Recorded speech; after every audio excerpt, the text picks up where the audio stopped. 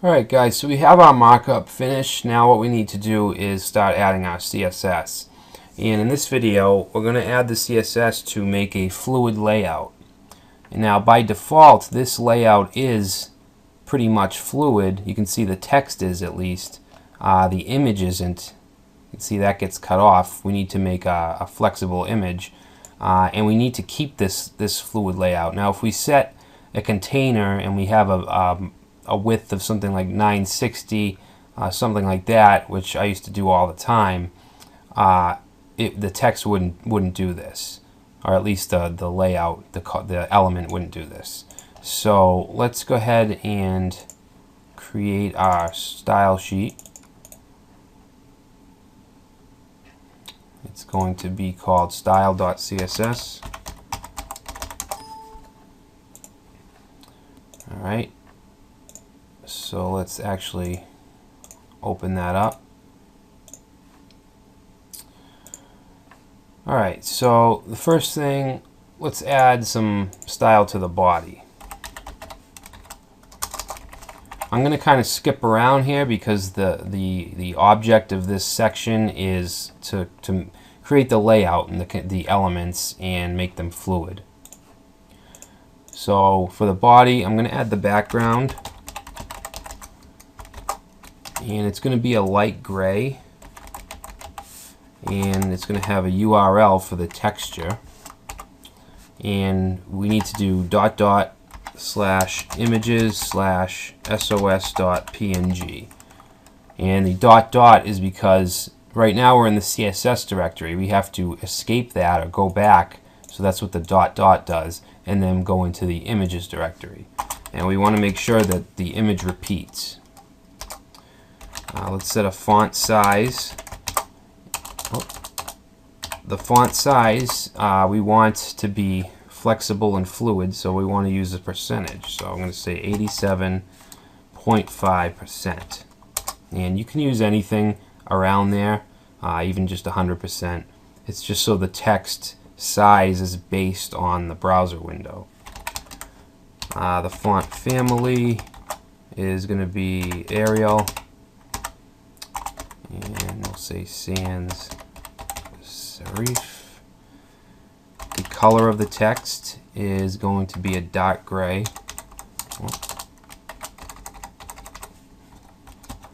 And the line height, say 1.7 EM. And we want to align the text to the left. Alright, so let's make sure that's working. Alright, so we got our body. The text is dark gray. Alright.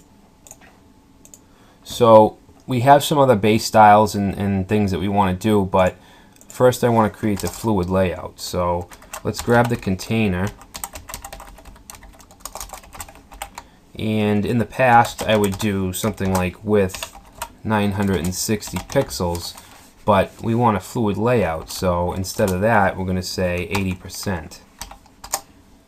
And set the margin to 0 auto so that it's in the middle of the page. And we also want an overflow of auto, and we're just going to clear it. So that's our container. Now we want to do the logo, because if you look at it now, the logo is giant. We don't want that.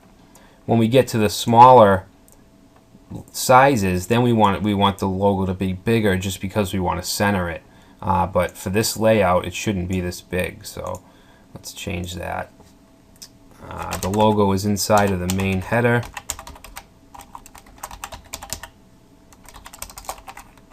And we want to set the width of the logo to 45%. Which will change with media queries later for the smaller layouts. So the margin is going to be 10 pixels top and bottom, 0 on the left and right, and that should be it for the logo. Alright, so let's save that. Now you can see the logo is a lot smaller. And the next thing we want to do, the navigation, we'll do the navigation after because I just want to get the fluid layout done. So if we look at the final result, we want to create the main area and then the sidebar. We want those to be fluid. So let's say content, that's the main area, is going to have a width of 70%. It's going to float to the left, and let's see, we want to add an overflow of auto, and that should be good. We're going to add transition later.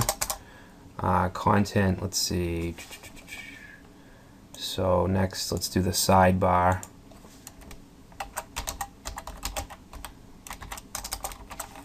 And that's going to have a width of 30%.